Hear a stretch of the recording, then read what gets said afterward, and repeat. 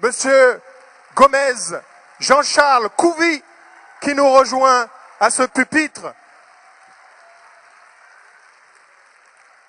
pour une allocution. Merci d'aller à votre pupitre, Excellence, pour une allocution et une communication qui porte sur le thème de la contribution des Africains français à la civilisation française.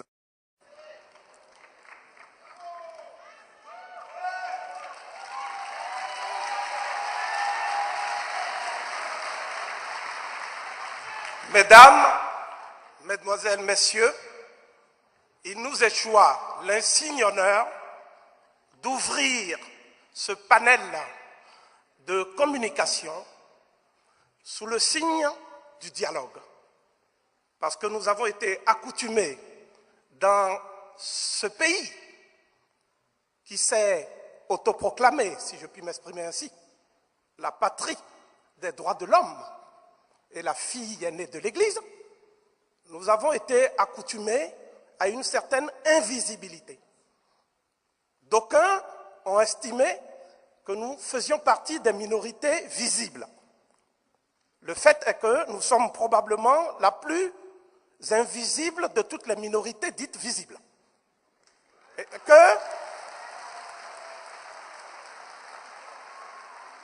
si j'avais ici l'audace d'interpeller quelques-unes des personnalités politiques, donc des décideurs qui font la France, qui portent le flambeau de sa grandeur dans le concert des nations, ils me diront que nous sommes descendants d'esclaves et que ces esclaves, par la grâce de quelques esprits éclairés et humanitaires, à savoir l'abbé Grégoire et Victor Schœlcher, ont accédé à un statut plus enviable, celui de coloniser. Et que dans l'incapacité qu'ils sont d'assumer leur destin postcolonial, ils sont redevenus sous nos yeux des migrants cosmopolites au XXIe siècle. C'est cette image, ou plutôt ce déficit d'image qui nous colle à la peau, que je voudrais en quelques minutes m'employer à écorner ici. D'abord, lorsqu'on parle de l'Afrique, l'Afrique n'est pas le continent pourvoyeur de matières premières stratégiques. L'Afrique, dans l'état actuel de nos connaissances, en paléontologie humaine, en archéologie préhistorique, en génétique des populations, est le berceau de l'humanité.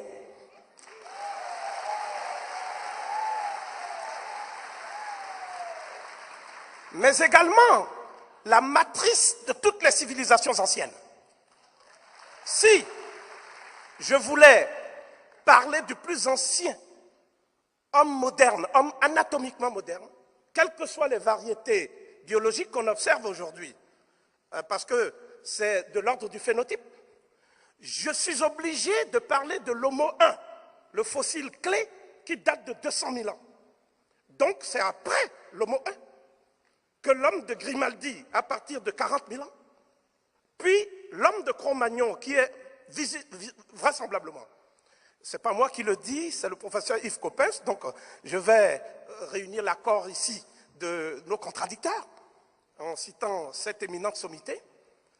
Je dirais que celui qu'on appelle le Cro-Magnon, donc l'ancêtre des Français, est un descendant de l'homme de Grimaldi.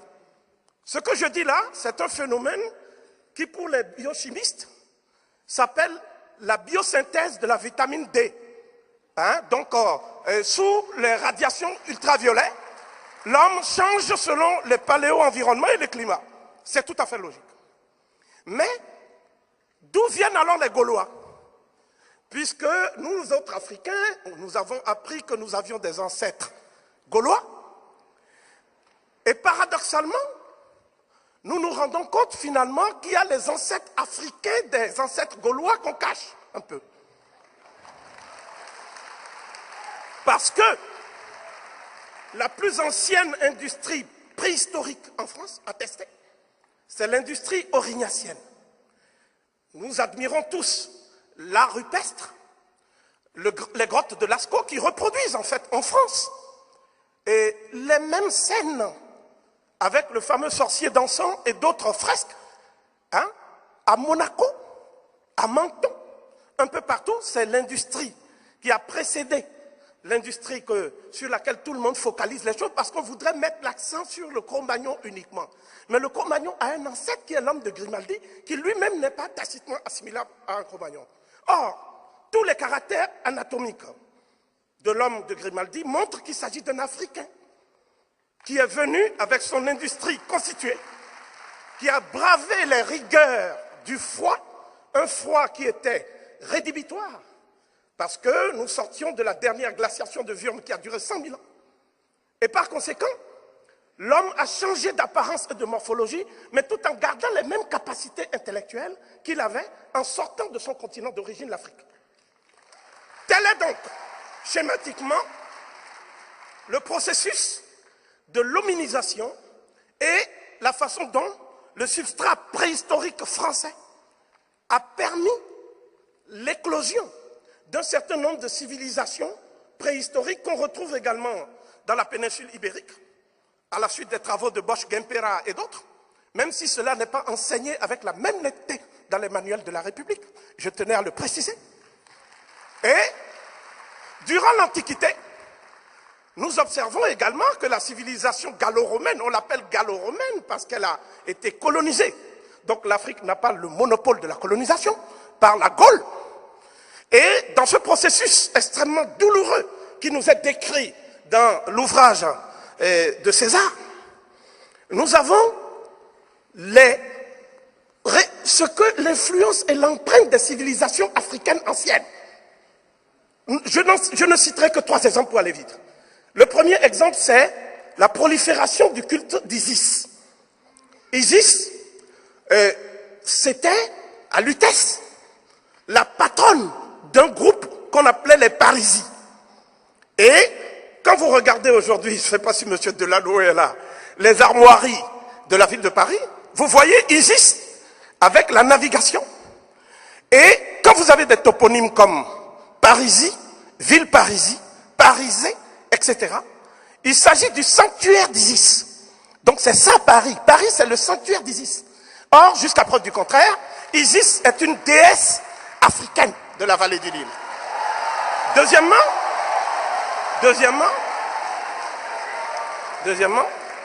vous avez également, au niveau de la transmission des symboles de la royauté, vous voyez bien le trône du roi de France, Childéric, etc.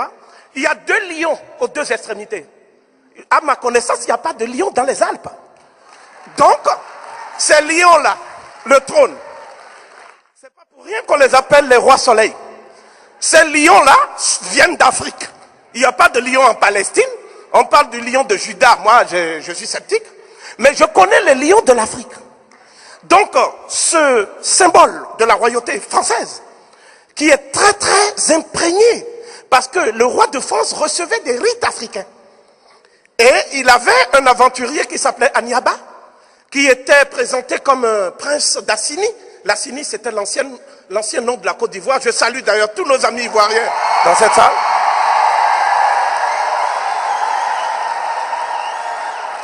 Ils savent, nos amis ivoiriens, notre attachement à leur combat et à leur lutte.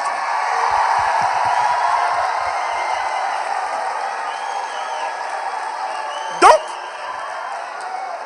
le troisième moment où l'Afrique a affirmé son empreinte sur la civilisation française, c'était au Moyen-Âge. Le grand médiéviste Georges Duby a bien souligné l'apport des populations qu'on appelait les morts. Les Latins les considéraient comme des Noirs. Mais par la suite, on en a fait une population composite. Mais si vous voyez l'iconographie des morts en France, vous verrez que tout un pan de la littérature française, ce qu'il est convenu d'appeler les chansons de geste, notamment la chanson de Roland, que tous les Français connaissent, n'est-ce pas? Eh bien, le rôle de ces morts n'est pas seulement un rôle de fauteurs de guerre. Ce sont des gens qui ont appelé à porter, l'idéal chevaleresque. Nous savons ça à travers toutes les chansons de geste. Et ce n'est pas en vain qu'on trouve comme emblème de la Corse et de la Sardaigne des têtes de noirs caractérisées avec des bandeaux qu'il est convenu d'appeler des têtes de mort. Ces gens, pendant tout le Moyen-Âge, ont apporté à la France des éléments de la civilisation des anciens empires africains, même si cela n'est pas enseigné avec la même netteté. En arrivant maintenant dans les temps modernes proprement dit, je me refuse à focaliser mon exposé sur l'esclavage. L'esclavage, d'abord, j'attire votre attention sur le fait que pour l'historiographie française, nos ancêtres africains étaient des esclaves, mais pour nous, d'après notre paradigme, ce sont des déportés. Ce ne sont pas des esclaves. D'accord? Parce que l'ancêtre de Toussaint Louverture, c'était le ministre de la Défense du royaume d'Alada. Donc ce n'était pas un esclave. L'ancêtre de Ignace, l'ancêtre de Solitude, ce sont des gens qui venaient de l'Afrique de l'Ouest. Et le peuple guadeloupéen Karoukera, comme on a dit tout à l'heure, c'est le peuple congolais qui est là-bas. Quand ils mangent quelque chose, on appelle ça la soupe à Congo. D'accord? Donc, les vibrations et les émotions que le groupe Caribe vient de procurer sont la preuve la plus tangible que quel que soit le malheur qui est commun à toute l'humanité, n'est-ce pas? Quel que soit le malheur, l'Africain transforme et sublime le malheur pour en faire une œuvre de bonheur et de gaieté. C'est ce qui le rend indestructible physiquement, psychiquement, spirituellement et moralement. Comment la France peut-elle se priver d'une telle force spirituelle, d'une telle force mentale et d'une telle force psychique? Et c'est ça qui explique aussi que ceux qui ont porté haut le flambeau de la science en France étaient souvent ces Africains, notamment, s'il vous plaît, je termine, notamment, je vais en citer 3. S'ils sont des hommes de science. Des hommes de science. Le premier que je vais citer, c'est le commandant Mortenol. Le commandant Mortenol fut responsable de toute la défense aérienne de la ville de Paris. C'est un Guadeloupéen de l'école polytechnique. Il est sorti parmi les 15 premiers de l'école polytechnique. Et la République l'a oublié. Je citerai également Raoul Georges Nicolo, qui fut un des plus éminents chercheurs et des plus féconds du commissariat à l'énergie atomique en France. Il a été candidat aux élections présidentielles en France. La République ne l'a jamais honoré. C'est la reine d'Angleterre qui a reconnu sa contribution majeure à la science. Je citerai Rose Dieng, la regrettée Rose Dieng, première femme africaine sortie de Polytechnique, spécialiste de l'intelligence artificielle, qui, à Sophia Anthropolis, a apporté une contribution majeure à tous les projets de téléguidage, de trains, des TGV, etc. en France. Qui le cite dans les manuels? Personne. Au nombre des politiques, pour ne pas être fastidieux, puisque je viens brièvement de rappeler la mémoire de quelques hommes et femmes de science, au nombre des politiques, on peut citer un homme qui est mort tragiquement suite au bombardement des Alliés en 1945 au camp de Buchenwald, à savoir Raphaël Élysée, le premier maire de France.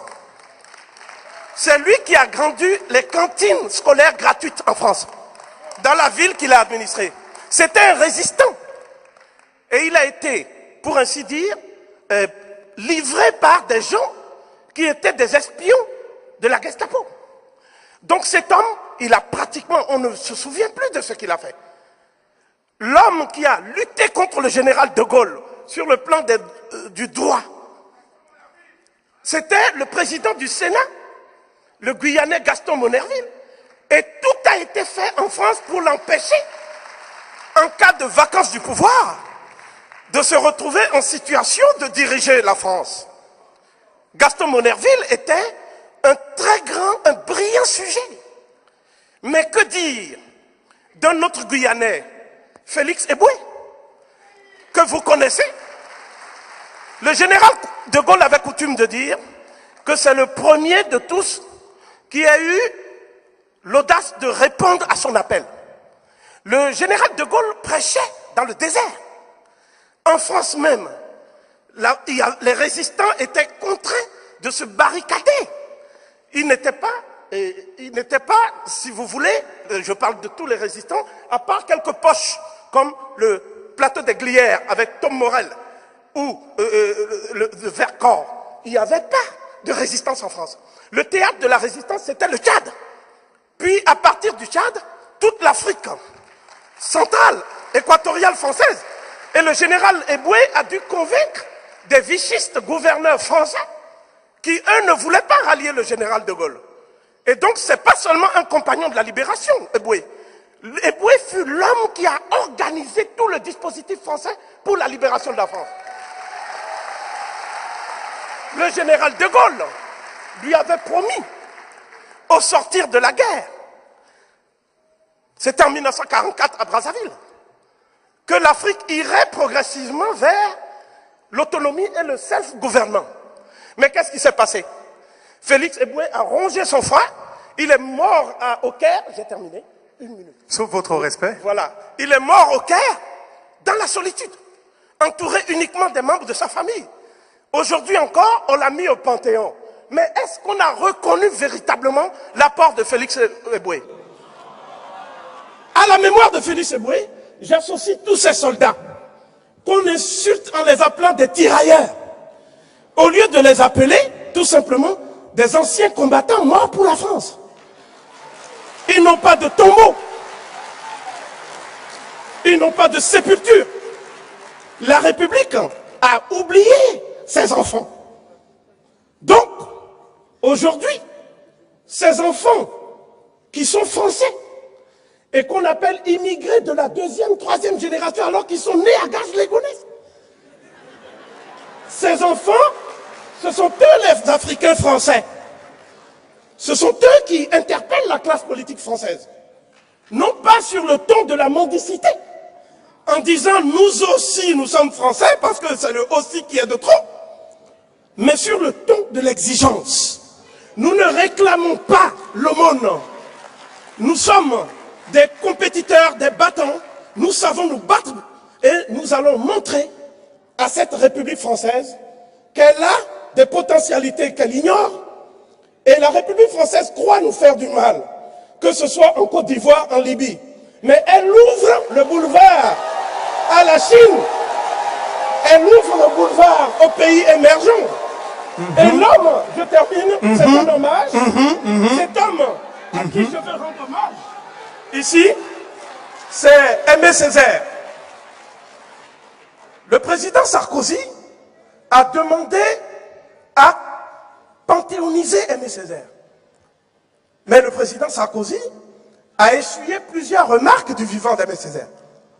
Aimé Césaire qui considérait les termes colonisation et positif comme antinomique. Aimé Césaire qui a mené le combat de la dignité de l'homme français. Et Aimé Césaire, on associe à sa mémoire celui qui a été adopté en Algérie pour son combat anticolonialiste, à savoir François Fanon. Mais Aimé Césaire, c'est l'homme qui nous réconcilie tous.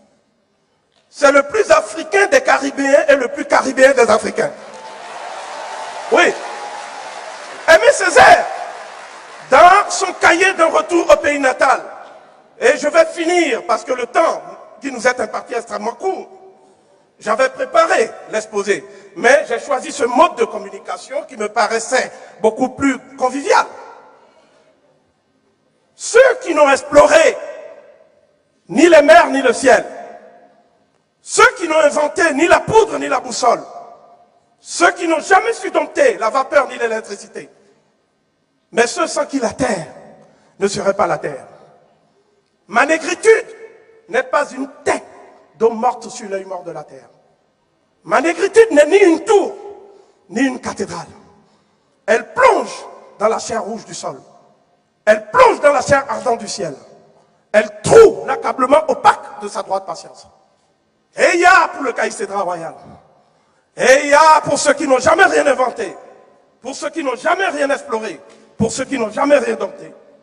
Mais ils s'abandonnent, saisis par l'essence de toute chose. Ignorant des surfaces, mais saisis par le mouvement de toute chose.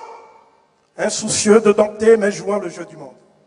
Véritablement, les fils aînés du monde. Poreux à tous les souffles du monde. Lysandrin de toutes les eaux du monde. Chair de la chair palpitant du mouvement même du monde. Tiède petit matin des vertus ancestrales. Sang. Sang. Tout notre sang est mu par le cœur mâle du soleil. Ceux qui savent la féminité de la lune au corps d'huile. L'exaltation réconciliée de l'antilope et de l'étoile. Ceux dont la survie chemine à la germination de l'herbe. Et il y a, parfait cercle du monde, éclose concordance. Écoutez le monde blanc, horriblement las de ses efforts immenses. Écoute ses victoires proditoires, trompeter ses défaites. Écoute aux alibis grandioses, son piètre trébuchement. Pitié pour nos vainqueurs, omniscients et naïfs. Donnez-moi la foi sauvage du sorcier. Donnez à mes mains puissance de modeler. Donnez à mon âme la trempe de l'épée. Mais le faisant, mon Dieu, préservez-moi de toute haine. Ne faites point de moi cet homme de haine pour qui je n'ai que haine.